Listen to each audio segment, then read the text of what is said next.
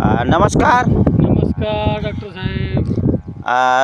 माहोरा येथील आपले बोरसे साहेब हे आपल्या शेतीला SRT शेतीला भेट देण्यासाठी आलेले आहेत. त्यांनी आपल्या या ठिकाणी कशा पद्धतीने आपण लागवड केलेली आहे आणि SRT पद्धतबद्दल त्यांनी काय वाटतं हे आपण त्याच्या तोंडून ऐकू. दादा, तुम्हाला या SRT पद्धतीबद्दल आमच्या शेतीबद्दल काय वाटतं बरं?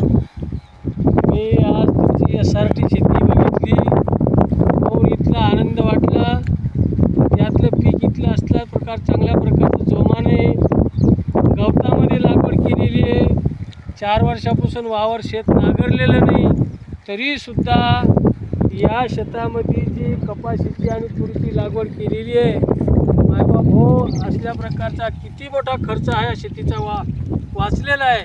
आणि पीक बी इथलं जोरात आहे की निश्चितच त्या पिकामधून चांगल्या प्रकारची या ठिकाणी उत्पादन मिळण्याची खूप दाट शक्यता आहे.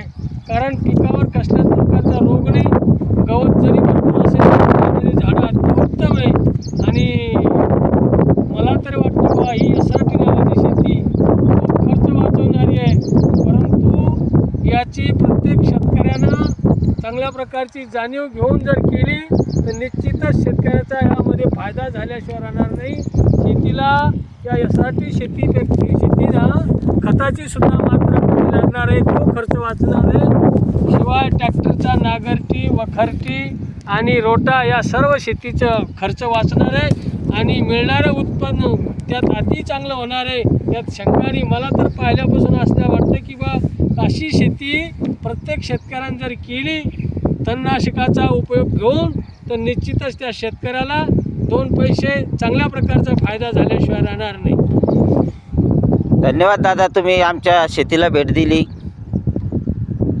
तुमचा मी खूप खूप आभारी आहे.